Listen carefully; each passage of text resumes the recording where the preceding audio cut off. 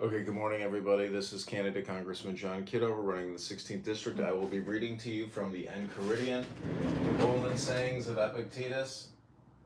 These are the discourses of Epictetus. I hope you enjoy.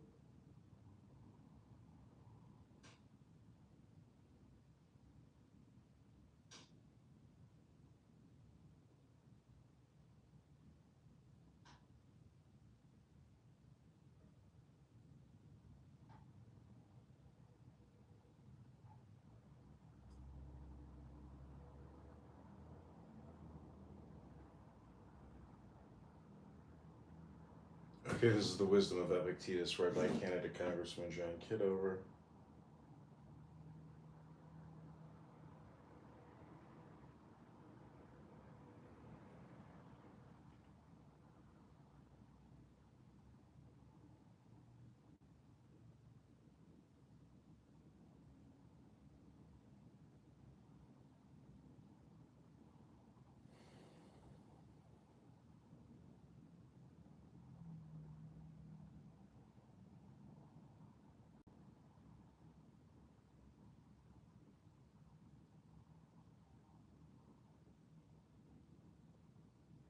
Okay, this is Philosophy and Wisdom of Epictetus, read by candidate John. Hope you enjoy.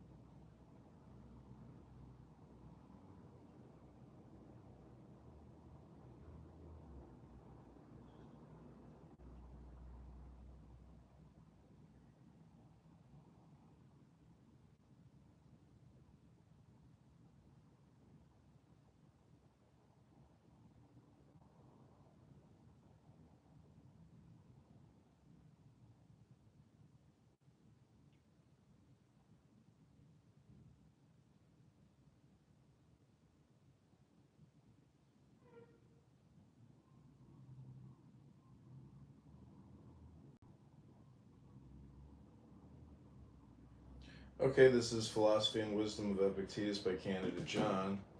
Hope you enjoyed this morning's book club. Sire, welcome. We're about to read from what's called a book.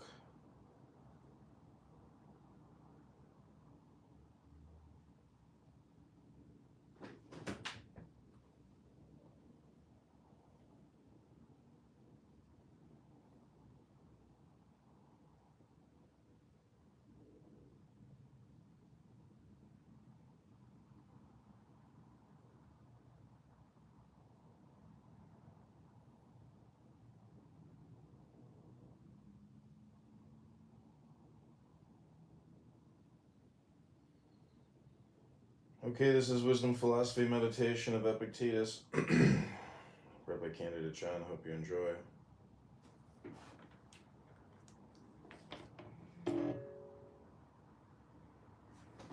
We've got not one viewer, as far as I can tell. We've achieved a state of parity. Equilibrium now. 6 minute setup. We're going to try to go to a different room, see if we can read something.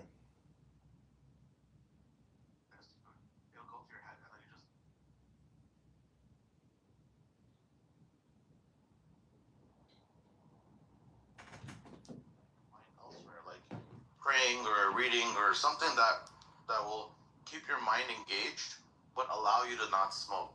Like you just make that switch and then you can just fast for like a day or 2 days, just like fruit and water or milk and water or milk and fruits, and you should be fine. The fasting really helps. Like, it really burns. Like you'll see that your stomach will start not be on fire, but you'll feel that fire in your stomach, and that will help you. Brain is occupied. Something, it don't matter. Charlie, I don't know if you can see us now, but if heaven has a... Because part of your smoking Sign this discharge petition. We only need 2 of them for your own pleasure. And he's been sensitive. That's true. Serendipity, can I ask you a question? I know it may be off topic what we're talking about. Sure, go ahead. Have you ever heard of a non-stimulant called Intuniv, or guanfacine, it's also known as? I have not. Okay, it's, with kids with ADHD, there's stimulants, the Adderall and the, now what's the other one? The Adderall and the Ritalin family, right? Right. And then you have the non-stimulant class, which is like the Strattera and the other things, Intuniv, guanfacine, which the way those things work apparently is you have to take that every day. You can't miss a day, whereas with the stimulant apparently you can miss a day or whatever. But and it builds up in your system, and then eventually it works towards you. I just want to see what your thoughts are. They're not the same as the stimulants, but apparently they have the same desired effect. I don't know if you can look them up, but like ADHD non-stimulants, you'll see like Intuniv is one, Strattera. I'm just curious your thoughts, because you have a pretty good perspective. You got me to get her off the main stimulant, the Ritalin family. But yeah, well, I will. I'll actually look into them, Naveen, and I'll get back to you. Yeah. How are you noticing it working for her? Well, I mean, so Intuniv is more something for impulse. Right. And so, she used to have this thing where she would constantly put her shirt in her mouth, and she's 12, it's like, you kind of, like, it looks out of place now, when you do that kind of, when she's younger, it's like you can get away with it, she's a kid and all that, but, and so I see her doing it a little less. I see her being a little bit more conscious when she's doing it and able to control the impulse to like tap her feet or tap her fingers, or she used to have to bring something with her to squeeze in her hands to let her focus. Now she's not necessarily getting better at focus. When she was on Ritalin, she used to be able to focus in the class, and then we'd give her Ritalin and this non-stimulant, but I see the impulse got a lot better. We're still still trying to get her focus back to where it was when she was on, the Ritalin. Right. But, I took her off it because of the side effects of it. So, but the impulse is being controlled, and then they're saying, well, there's another non-stimulant that you could give if you want to go that route, and that controls focus. And I'm like, well, if it works with focus, then why the hell are you giving me a stimulant? If the non-stimulants, it's really bizarre. So I'm just like, okay, now I'm like, this is shady. Like, what did I do? Did I do the right thing? So it's kind of, kind of weird. Yeah, that's the thing is, I think mostly you have to communicate with her. You have to see how she's feeling about it, how it makes her feel, or are there any negative drawbacks to what she's doing, even if she's not getting the optimal focus results yet.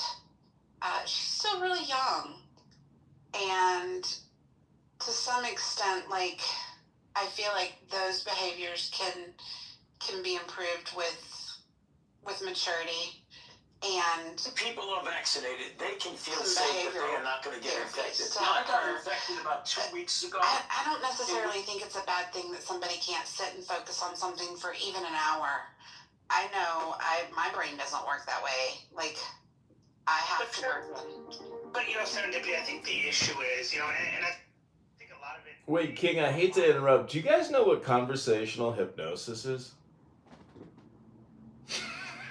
So, what I was saying is that, I think part of the problem is more about me and my psychology and what I went through when I was a kid, that I'm more worried she's going to go through. I mean, I do see her doing Right. where kids are saying to her, like, oh, you're weird, like, you won't shut up, or, and they'll say those things. And I just say, okay, avoid those kids. Find a kid that you like. Right.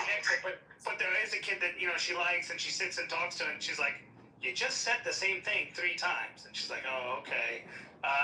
But at least the girl's nice enough to her, go, no, sit next to me. I want to sit next to you. But focus back to where it was when she was it's kind of guiding her, like, hey, don't keep repeating yourself. Like, it doesn't look good. And so those, that kind of awareness helps. But, part of it is more me concerned because she's going to go through what I went through. And I do see a lot of girls do see her, like, they're already in the next phase. And every doctor, like, psychologist I'm speaking to, she gets behavioral therapy. They're like, look, her maturity is like 1 or 2 years behind.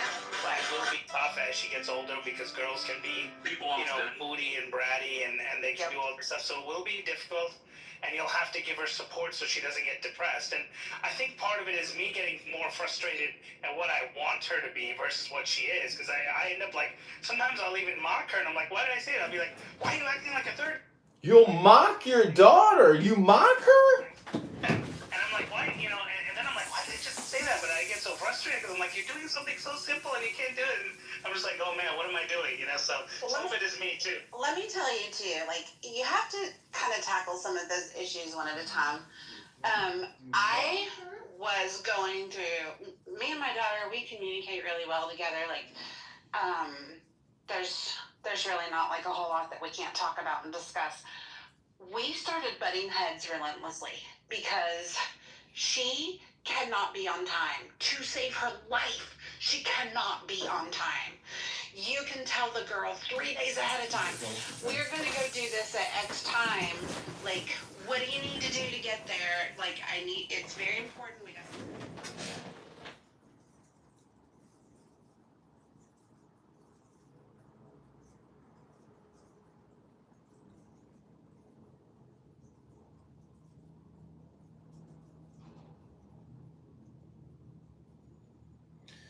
The joke's on you. Oh, just let it go.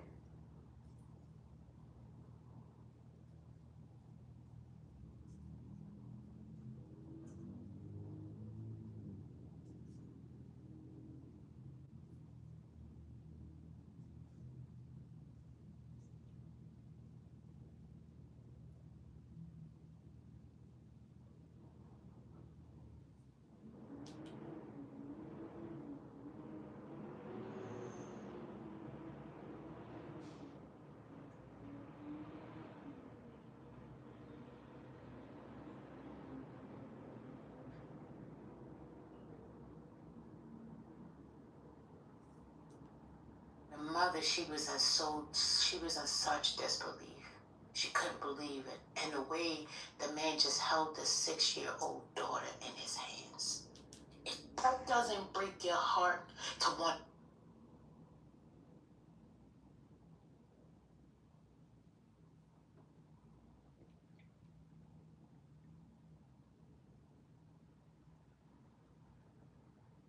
Okay, we're going into the book club.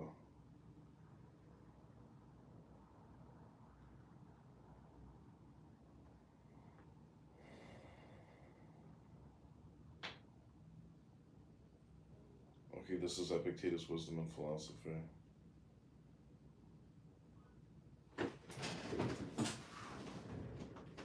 Welcome, Paola. We're about to read what's called a book.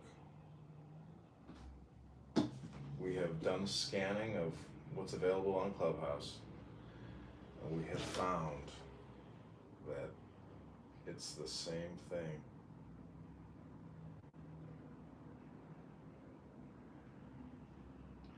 Damn, so in Great Britain, if you don't have a digital ID, you can't work there. They're gonna starve out there, illegal immigrants.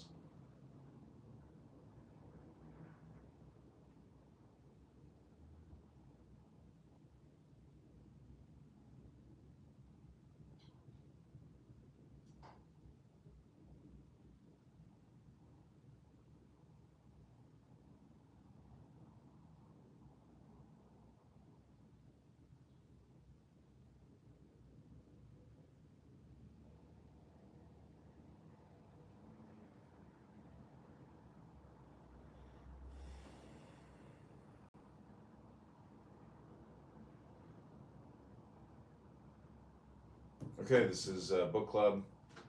16-minute setup to get here. We're ready to begin.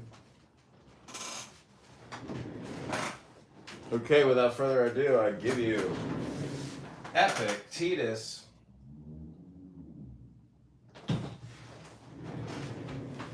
This is just going to be 60-second snippets, and we're going to be creating clips on YouTube.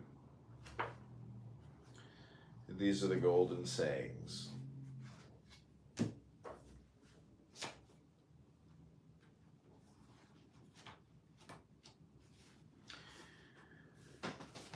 Are these the only works of providence in us?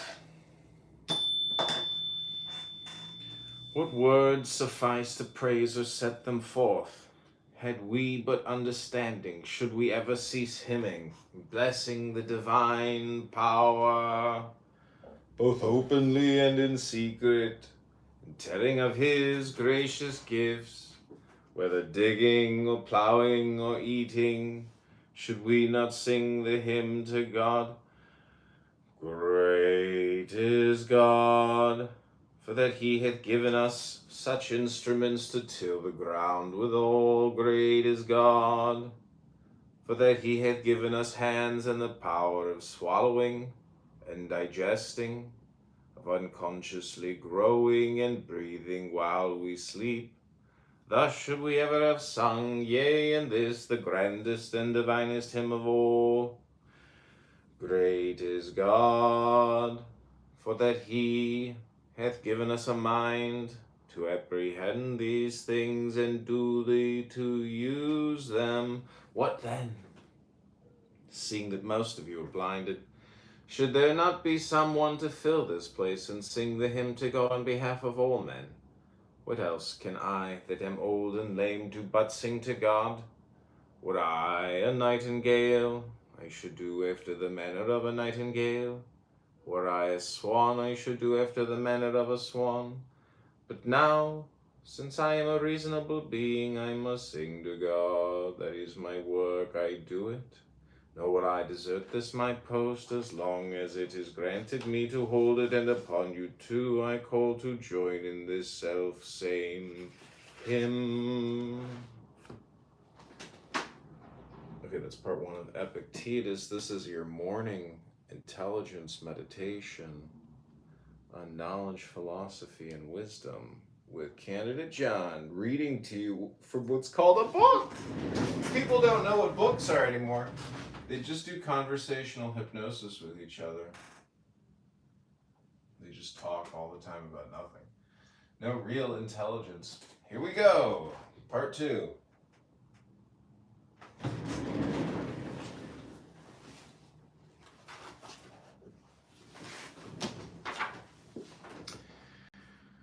How then do men act, as though one returning to his country who had sojourned for the night in a fair inn should be so captivated thereby as to take up his abode there?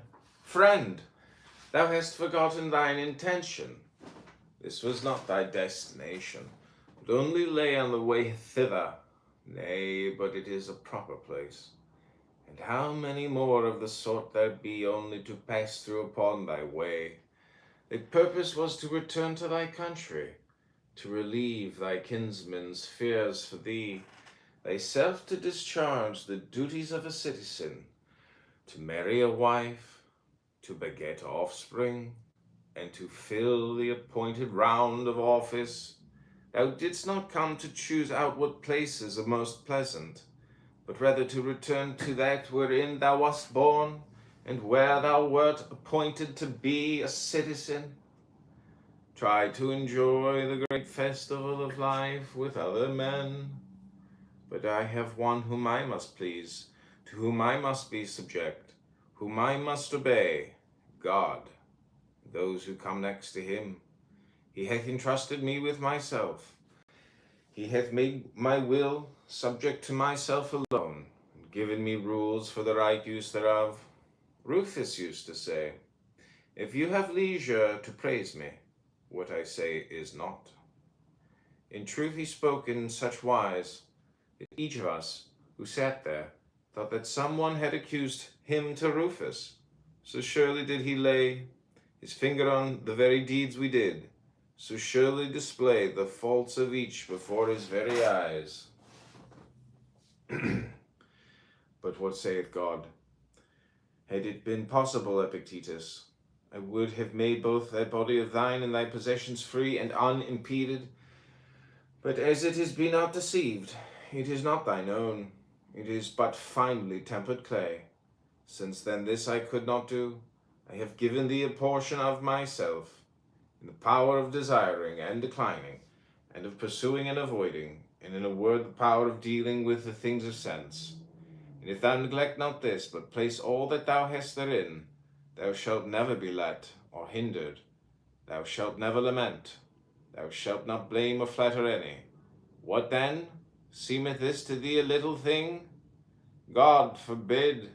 Be content then therewith. And so I pray the gods.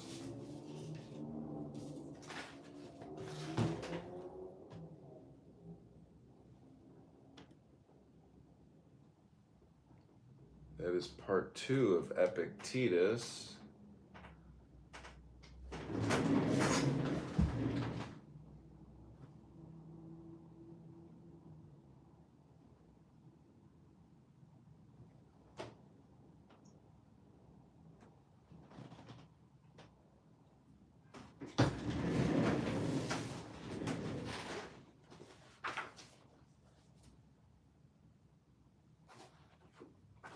Okay, here's part 3.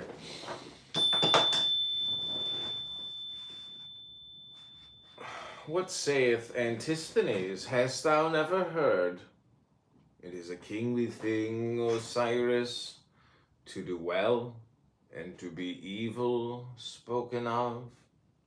Aye, but to debase myself thus were unworthy of me. That, said Epictetus, is for you to consider, not for me. You know yourself what you are worth in your own eyes, and at what price you will sell yourself. For men sell themselves at various prices. This was why, when Florus was deliberating whether he should appear at Nero's shows, taking part in the performance himself, Agrippinus replied, appear by all means. And when Florus inquired, but why do not you appear? He answered, because I do not even consider the question. For the man who has once stooped to consider such questions and to reckon up the value of external things is not far from forgetting what manner of man he is. Why? What is it that you ask of me? Is death preferable of life or life? I reply, life. Pain or pleasure? I reply, pleasure. Well, but if I do not act, I shall lose my head. Then go and act. But for my part, I will not act. Why? Because you think yourself but one among the many threads which make up the texture of the doublet. You should aim at being like men in general, just as your thread has no ambition either to be anything distinguished compared with the other threads. But I desire to be the purple, that small and shining part which makes the rest seem fair and beautiful. Why then do you bid me become even as the multitude? Then were I no longer the purple. If a man could be thoroughly penetrated as he ought with this thought that we are all in a special manner sprung from God, and that God is the Father of all men as well as of gods, full surely he would never conceive aught ignoble or base of himself. Okay, this is part 3 of Epictetus, founder of the Stoic school of philosophy. Hope you're enjoying this morning meditation with candidate John Kitover. Go to johnforcongress.com.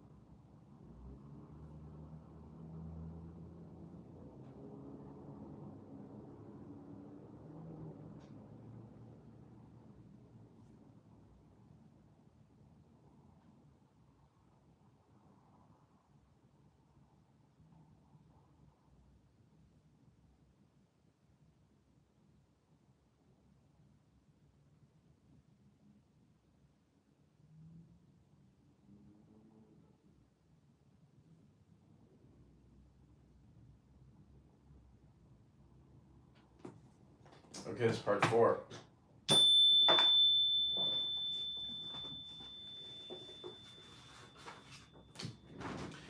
Whereas if Caesar were to adopt you, your haughty looks would be intolerable. Will you not be elated at knowing that you are the Son of God?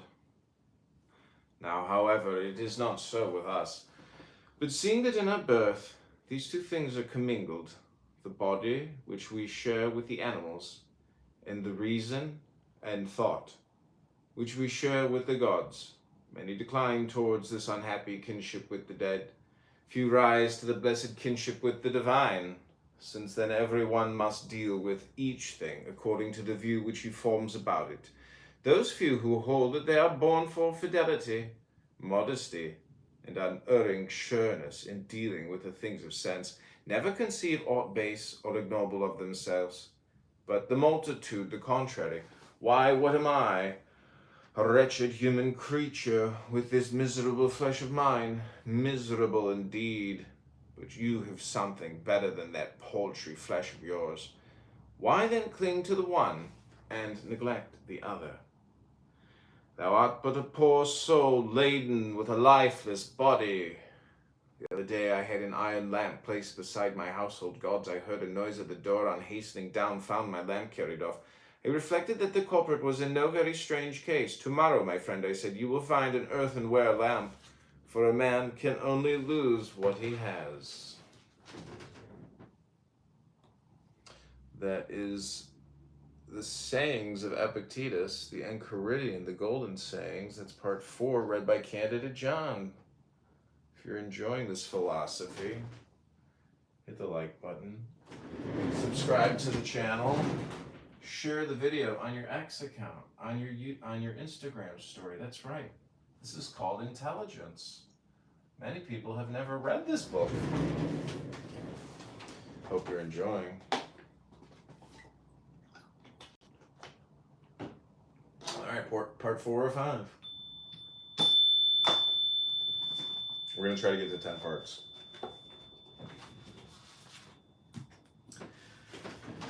The reason why I lost my lamp was that the thief was superior to me in vigilance. He paid, however, this price for the lamp, that in exchange for it he consented to become a thief, in exchange for it to become faithless.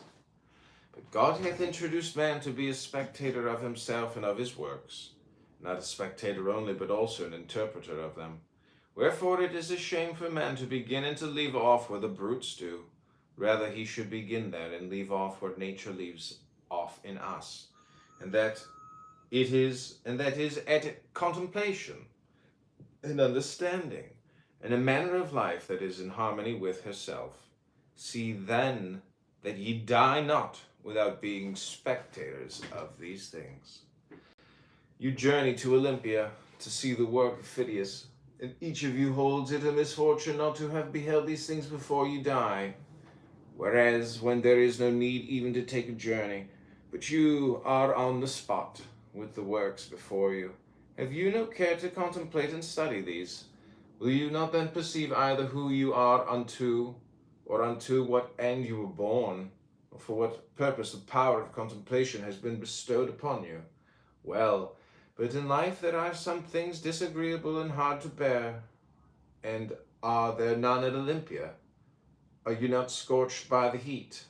Are you not cramped for room? Have you not to bathe with discomfort? Are you not drenched when it rains? Have you not to endure the clamor, shouting, and such annoyances as these?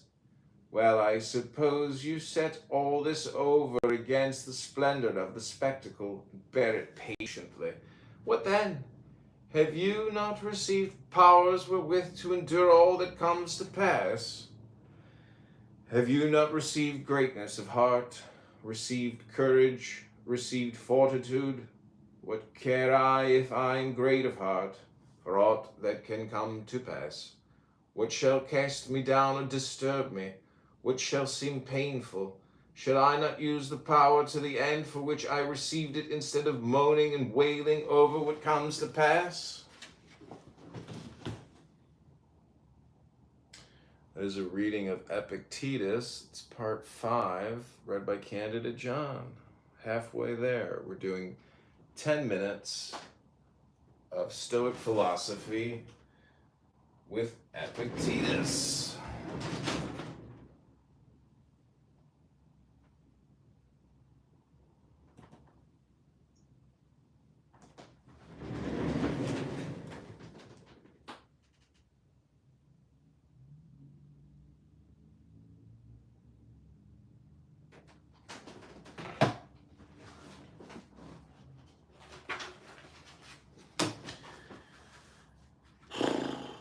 If what philosophers say of the kinship of God and man be true, what remains for men to do but as Socrates did? Never, when asked one's country, to answer, I am an Athenian or a Corinthian, but I am a citizen of the world. He that hath grasped the administration of the world, who hath learned that this community, which consists of God and men, is the foremost and mightiest and most comprehensive of all, that from God have descended the germs of life, not to my father only and father's father, but to all things that are born and grow upon the earth, and in an especial manner to those endowed with reason, for those only are by their nature fitted to hold communion with God, being by means of reason conjoined with him. Why should not such an one call himself a citizen of the world? Why not a son of God? Why should he fear aught that comes to pass among men? Shall kinship with Caesar, or any other of the great at Rome, be enough to hedge men around with safety and consideration, without a thought of apprehension? While to have God for our Maker, and Father, and kinsman, shall not this set us free from sorrows and fears?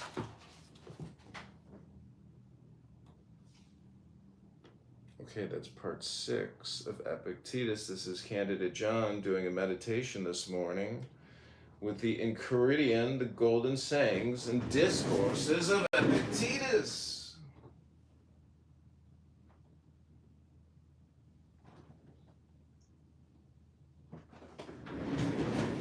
Okay, this is part 7.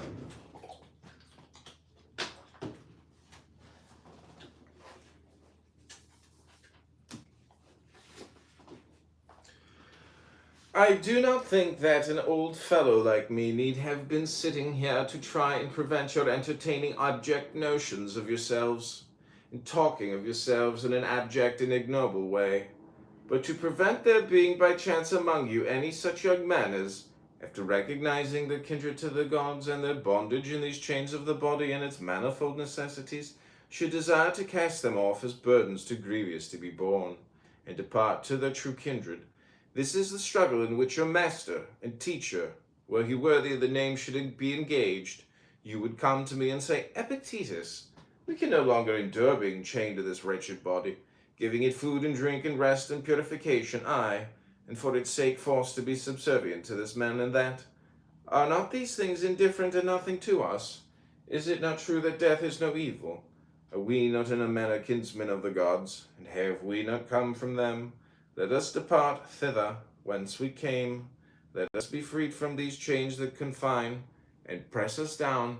Here are thieves and robbers and tribunals, and they that are called tyrants, who deem that they have after a fashion power over us because of the miserable body and what appertains to it. Let us show them that they have power over none.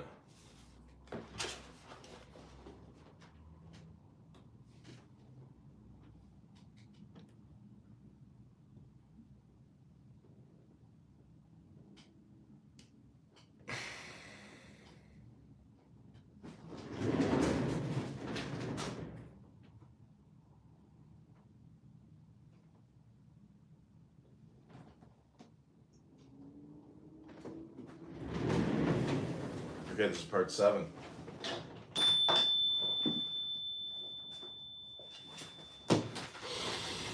And to this I reply, friends, wait for God. When he gives the signal and releases you from this service, then depart to him. But for the present, endure to dwell in the place wherein he hath assigned you your post. Short indeed is the time of your habitation therein, and easy to those that are thus minded. What tyrant, what robber, what tribunals have any terrors for those who thus esteem the body and all that belong to it as of no account? Stay, depart not rashly hence. Something like that is what should pass between a teacher and ingenious youths. As it is, what does pass? The teacher is a lifeless body, and you are lifeless bodies yourselves. When you have had enough to eat today, you sit down and weep about tomorrow's food. Slave! If you have it, well and good. If not, you will depart. The door is open. Why lament?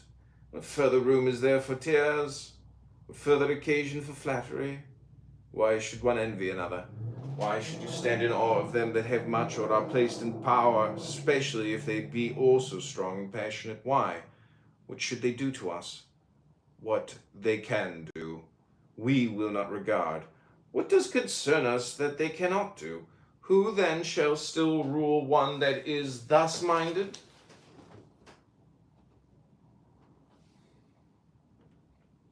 This is Candidate John reading the Enchiridion, the Golden Sayings of Epictetus. That's part 7. These are 60-second shorts for YouTube. We're reading the Stoic philosophy of Epictetus. I hope you're enjoying. Hit the like button, subscribe now. Share the video. This is part 8. We're doing 10 parts.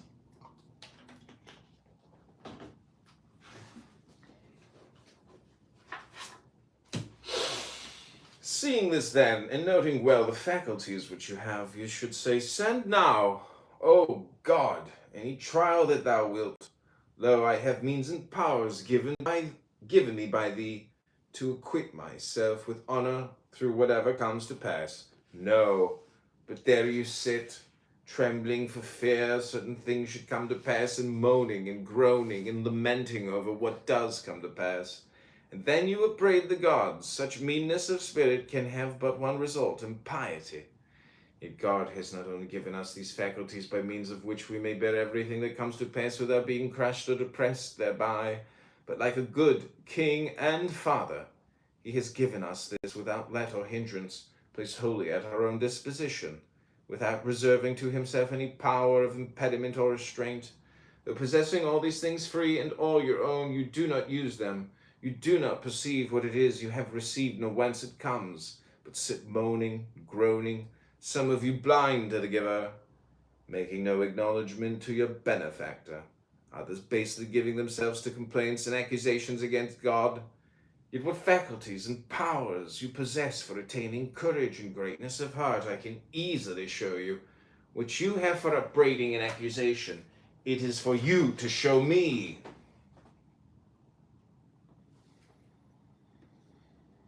This is Candidate John reading Epictetus, the Golden Sayings, otherwise known as the Enchiridion. This is the school of Stoic philosophy. Philosophy and wisdom. Hope you're enjoying. Okay, this is part 9.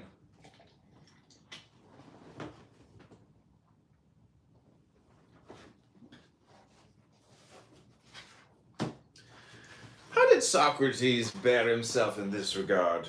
How else then as became one who was fully assured that he was the kinsman of the gods? If God had made that part of his own nature which he severed from himself and gave to us liable to be hindered or constrained either by himself or any other, he would not have been God, nor would he have been taking care of us as he ought. If you choose, you are free. If you choose, you need blame no man, accuse no man. All things will be at once according to your mind and according to the mind of God. Petrification is of 2 sorts. There is petrification of the understanding and also of the sense of shame. This happens when a man obstinately refuses to acknowledge plain truths and persists in maintaining what is self-contradictory. Most of us dread mortification of the body and would spare no pains to escape anything of that kind. But of mortification of the soul we are utterly heedless. With regard indeed to the soul, if a man is in such a state as to be incapable of following or understanding anything, I grant you we do think him in a bad way. But mortification of the sense of shame and modesty we go so far as to dub strength of mind. This is the Golden Sayings of Epictetus, read to you by Candidate John. That was part 9. We are just about completed. If you're enjoying this wisdom and philosophy reading room in the book club, hit that like button, share, subscribe, post this live stream to your Instagram, to your X account. Don't be ashamed. I'm reading a book for you, and I hope you're enjoying. Okay, this is part 10. Here we go. If we were as intent upon our own business as the old fellows at Rome are upon what interests them, we too might perhaps accomplish something. I know a man older than I am, now superintendent of the corn market at Rome, and I remember when he passed through this place on his way back from exile, what an account he gave me of his former life, declaring that for the future, once home again, his only care should be to pass his remaining years in quiet and tranquility. For how few years I have left, he cried, that I said you will not do. But the moment the scent of Rome is in your nostrils, you will forget it all. And if you can but gain admission to court, you will be glad enough to elbow your way in and thank God for it. Epictetus, he replied, if ever you find me setting as much as 1 foot within the court, think what you will of me. Well, as it was, what did he do? He ever entered the city.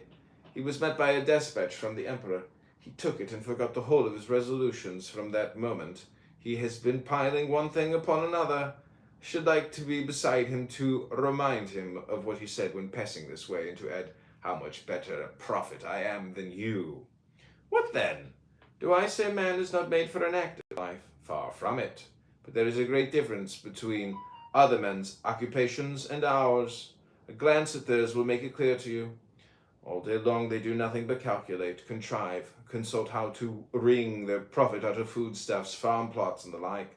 Whereas I entreat you to learn what the administration of the world is, and what place a being endowed with reason holds therein, to consider what you are yourself, and wherein your good and evil consists.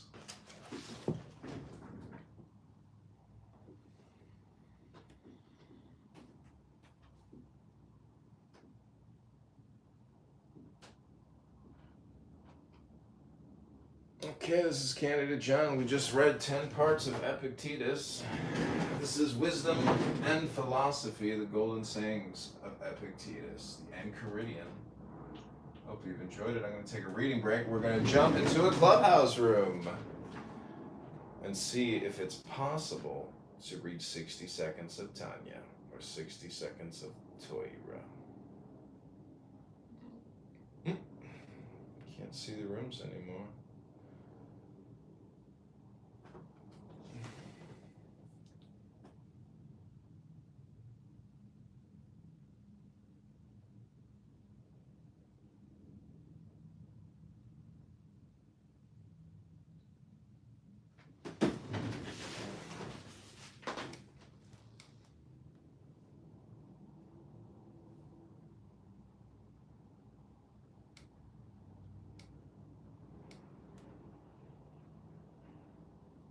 relationship with a woman from Bamber Bridge on May 28th.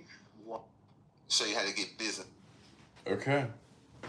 Can't really see anything, so we're going to shut this down and send this recording to the printers. Hope everybody has enjoyed. Thanks so much.